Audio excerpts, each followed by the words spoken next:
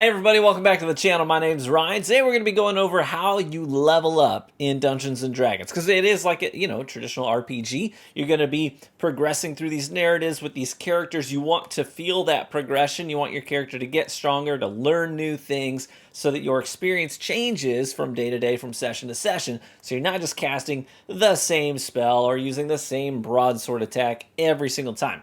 We want to start with something that's simple and end up with a character that's very well fleshed out and has a wide variety of skills and actions to choose from. But how do we get there? Well, that's what we're going to talk about today. Quick side note, real fast, we are working on a brand new campaign that we're going to be doing with me as a dungeon master. It's all homebrewed content, and it's going to be dozens of hours of entertainment. I'll be editing and uploading those sessions right here on the channel. But one of the things that we wanted to do is we want to have custom artwork made for this campaign, for the characters, the NPCs, for the locations we're going to be in. So we're hiring an artist for that. If you want to help support that and take some of the financial burden off of our party, that would be incredibly helpful. So we have a link in the description and the pinned comment to my Patreon page, and there's just a $6 tier there, and all of the money there goes directly to funding this artwork, but it will also give you access to behind the scenes information and lore and things of the sort. So feel free to check that out. Okay, so how do we level up? I think it's best if you're a newer player to Dungeons and Dragons if you start with a level 1 character. Some one-off, one-shot campaigns that you might get involved in that are shorter, they could start you at like level 5, and that's fine. I don't think that it's too complex at that point, especially if you're using like a pre-made character that's pre-built. That's fine. But if you're going to be progressing through a longer campaign, I think it's really helpful as a new player to start with a level 1 character, because it's going to give you a better sense of progression. You're going to start with something that's very simple, just a couple of attacks to choose from. You'll get the rhythm for how to roll the dice, when to roll the dice, skill checks, things of the sort. And then pretty quickly, you're going to start making your progress through those levels. And you're just going to start adding just one extra thing here and there, one extra thing. So it's not like a big dump of a whole bunch of stuff you got to keep track of and you're really disoriented. But how do you actually advance from level 1 to level 2? Well, there's two main ways of doing this. The first is the more traditional means of leveling up, where your DM is going to be keeping track of experience points. Just like if you were to be playing an RPG in a video game, every time you kill an enemy, you're going to get experience points. When you complete a quest, you're going to get experience points. When you overcome an obstacle or a challenge of some kind, even if it's through diplomacy, you will be awarded experience points. And then usually at the end of your session, your DM will inform everybody as to how many experience points they've gained. So obviously it's much faster leveling up earlier on, and then it slows down the higher level you get. I think your first level progression from 1 to 2 is only 300 experience points. So it's a pretty easy climb from 1 to 2, and then 900 to level 3, so on and so forth. It gets incrementally longer and more challenging to level up the higher you get. So that's the traditional way. DM keeps track of your experience points, lets you know where you're at. Option number 2 is a much more streamlined approach, where we use what we call waypoints or milestones, where the DM will have certain spaces, certain sort of waypoints along your journey through their campaign, where they will say, okay, at this point, everybody's leveled up to level 2. At this point, once you completed that boss fight, you've now progressed into the next section of the campaign. Everybody's going to go up to level 3. And I really like this system, quite frankly, because it takes more pressure off of the players themselves to try to optimize experience gains.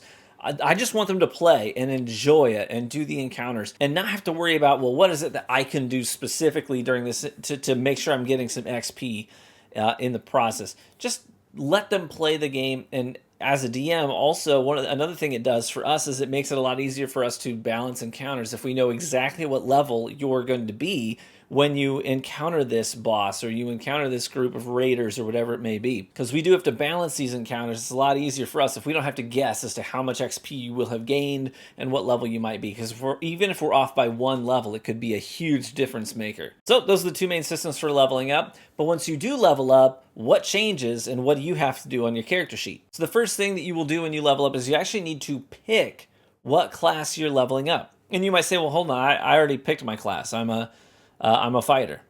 That's fine. But when you level up, you actually have to say, I'm leveling my fighter level. So you have two separate levels. You have your player level, which is how many levels you have accumulated in total.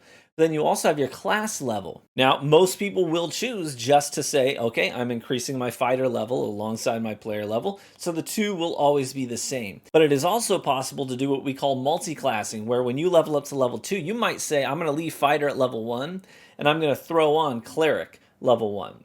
So I want to be a fighter cleric hybrid. And so every time you level up, you're going to choose which one of those classes you're leveling. So you could be level 10 as a player, but have 6 levels in fighter and 4 levels in cleric.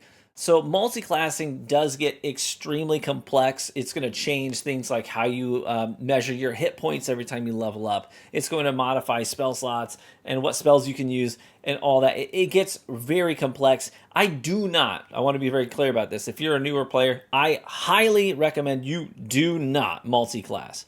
Pick one class and level it up alongside your player level. Now, I will do a separate video on multi-classing, and we'll talk about the leveling process if you're doing that in that video. But it's so much information that I don't want to bog down this video by talking 50% of the video about multi-classing, if not even more, because it is very complex. So I will just say this. I don't recommend multi-classing unless you are an experienced player, in which case you probably don't need this video anyways. So let's just assume you're leveling up your main class. You're going to stay one class throughout the entirety of your adventure. So the next thing you're going to do is you're going to modify your hit points. So just like in a video game, if you were to level up, usually your hit points increase as well, so that you can take more damage and you can be involved in some higher stakes fights than you previously could be. So let's just have a look here at our handy dandy character sheet that I whipped up for some of these videos.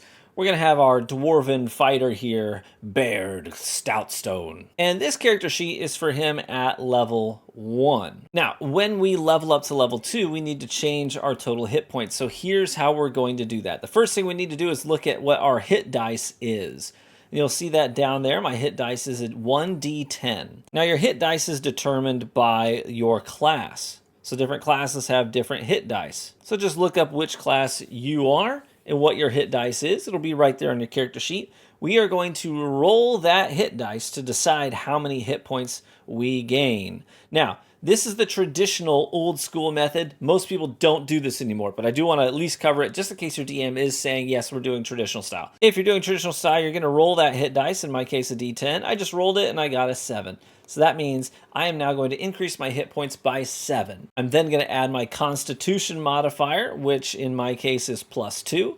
So now I've gained 9 hit points, but then I also have the feature Dwarven Toughness, which is decided by my race. My hit point maximum increases by 1, gain additional 1 with every level up. So now we have a grand total of 10 hit points that we just added. Now, I got pretty lucky because I rolled pretty high on that d10, but it is very possible that you roll very low. In fact, you could just roll a 1, and that wouldn't be great. So the more traditional way of doing this is actually to take the average value, and that is going to be rounded up by 1. You could also just refer to this fixed hit points by class table in the player handbook, and that'll tell you what you're going to do. So if we were going to do it that way, I would take the +6 for being a fighter.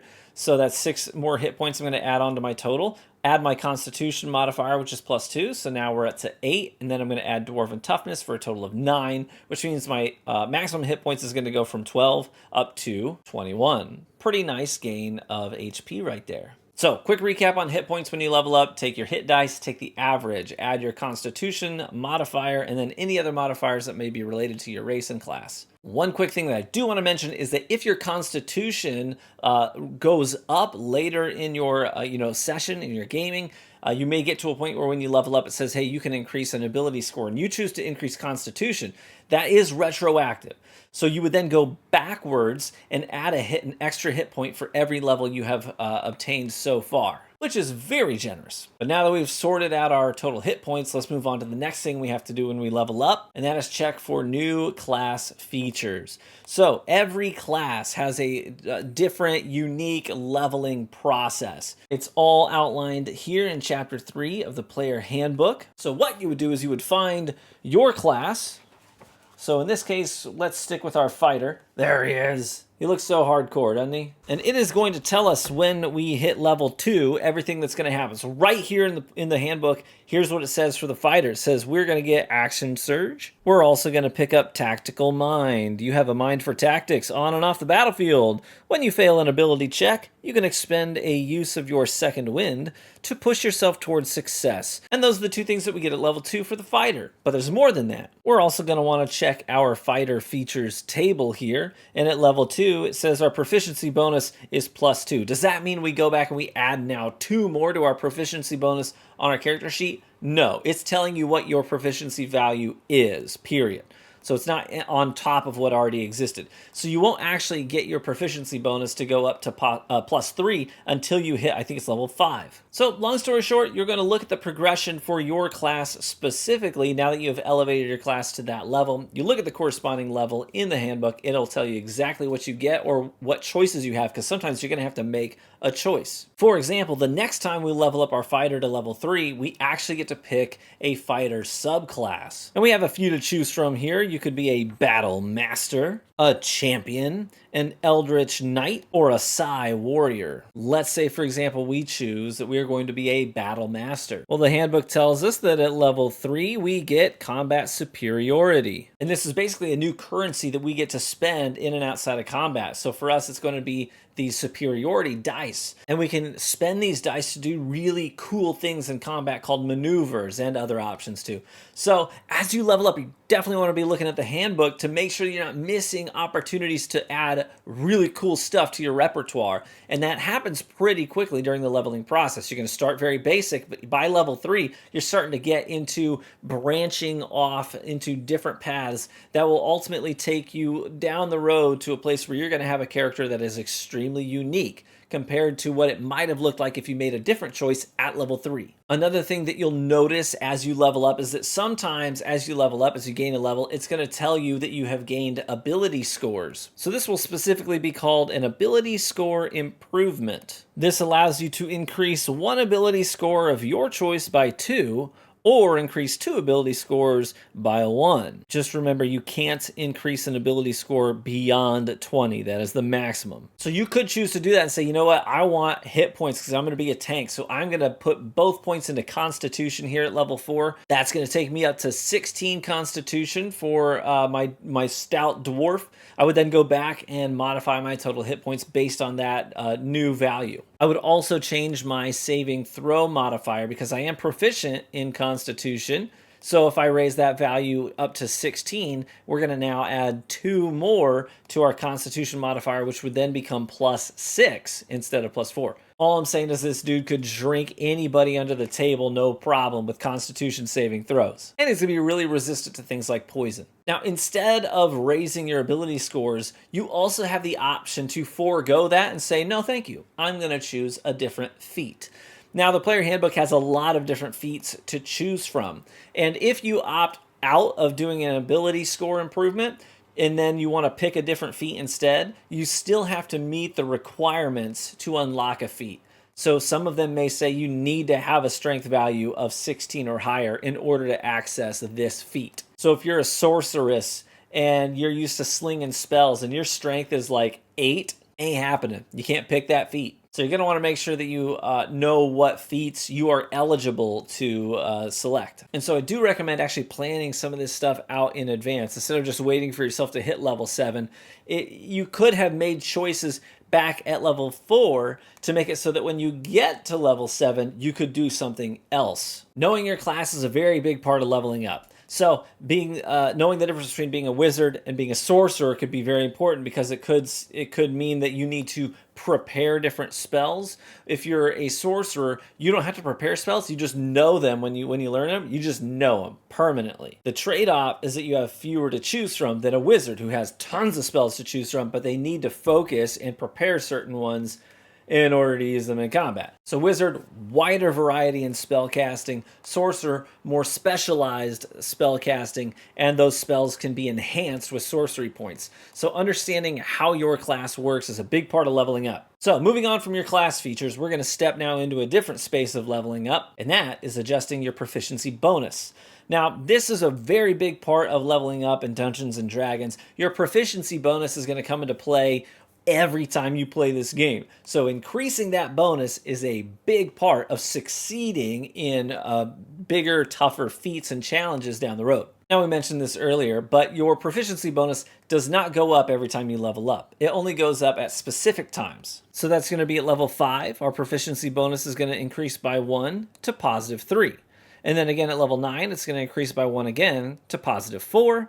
And then again at level 13 to positive 5. And at level 17, we go plus 6. So every time our proficiency bonus increases, we then need to go look at our character sheet and start modifying the values that we see there. And this comes into play more often than you might think. First, we're going to look at our proficiencies in our skills and saving throws. And every time, for example, if we go from +2 proficiency to +3 proficiency, now all of the things that we are proficient at are going to increase by 1. So strength here will go from 4 to +5. Constitution will go from 4 to 5. Athletics will go 4 to 5. Insight will go from 3 to 4. Intimidation from 1 to 2, etc., etc. You get the idea. But it's also going to come into play when we're looking at our weapon attack and damage rolls. So your attack bonus is measured by the corresponding skill. So for a melee weapon, that would be your strength.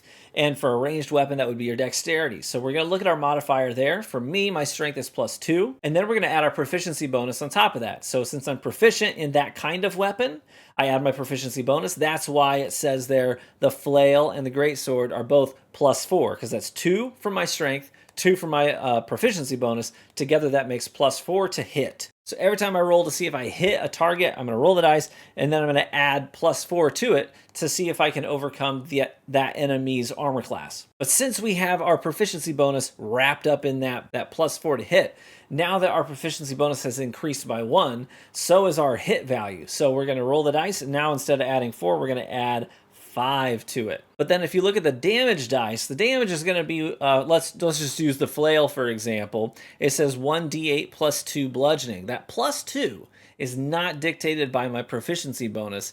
It's actually dictated by my strength bonus, which is why the short bow is only +1 piercing, because my dexterity modifier is +1. So long story short, whenever our proficiency bonus increases, we need to make sure that we are looking at everything on our character sheet that is influenced by our proficiency bonus and modify the values accordingly. And the last thing that we need to do, very similar, we need to adjust our ability modifiers. So like I said, sometimes when you level up, you're going to actually have the option to increase your ability scores. And if that happens, we need to go back to the character sheet, just like we did with the proficiency bonus, increase the base value, modify our modifiers, and apply those new bonuses to anything that is related to that ability. So let's give you an example. Let's say I decided I wanted to increase my strength by 2. I just leveled up. I get the ability score improvement feat, and so I'm going to increase my strength from 15 to 17. Now, there's actually a very important table in the player handbook that tells us exactly what those values are going to mean in terms of our proficiencies. But good rule of thumb is that anytime you reach a new even number, then your modifier is going to go up. So 12 to 13 gives you +1. If your ability value is 14 to 15, it's going to be +2. But if you increase it to 16 and 17, it's +3. Now, I just did that. I went from 15 to 17, and there is an even number in that jump, isn't there? So instead of being +2, my modifier is going to now go to +3. But what does that mean? Well, let's just start going through the other columns. If I look at my saving throws, there's a strength saving throw there. It says +4, but now that my ability score has increased, and my strength modifier is not +2 anymore, it's actually +3.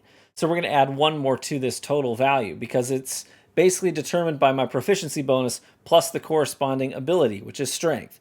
My strength is now +3, my proficiency bonus is +2, so my new saving throw modifier is going to be +5. We're also going to go down into the skills section, and anything in there that is governed by strength is going to be increased by 1. This means my athletics is going to go from +4 to +5. So why would that matter? Well, now anytime I'm in a grappling match, or I'm trying to maybe shove an enemy into a pit of lava and I roll the dice, now I get to add an extra number on top of that, so I can increase the value even further, giving myself more successes and fewer failures. But now that I increased my overall strength, I also need to look at the attacks that I'm doing. So we just talked about this. My attack bonus is basically my strength modifier plus my proficiency bonus. So now that I've increased my strength to 17, my new modifier is +3 instead of +2. So my attack bonus is going to go from +4. Now it's up 1 higher to +5.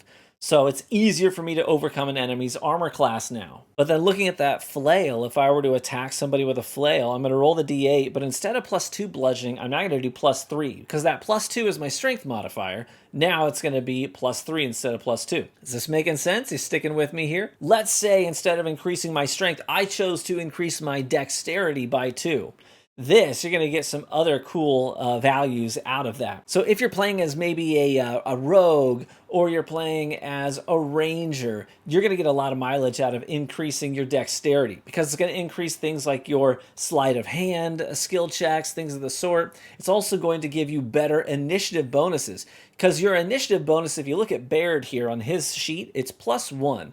That's because my dexterity modifier is +1. Now, if I were to increase my dexterity from where it is now up to level 14 instead of 12, now I'm going to get +2, so my initiative bonus is going to be +2. So every time I roll for initiative, I get to add 2 to it to get higher up in the initiative order. That just means that our faster, more people with better body control are going to end up getting faster attacks in the rotation, which makes sense. But your dexterity modifier is also going to be added to things like ranged weapon attacks. If I were using a bow, right? Now that my dexterity is higher, I'm going to do more damage with my bow attacks. So you want to apply that ability bonus to everything that it is applicable to. And if you're ever confused, like, just ask your DM, because they'll know this stuff. Just be like, I gotta ask, like, I just increased my dexterity, which changed my modifier. What all on my character sheet changes because of that? And they'll be like, yeah, here, just hand it over. Let's go through this together. And they'll probably just take you right through and be like, oh, this is going to go up by 1. This is going to go up by 2.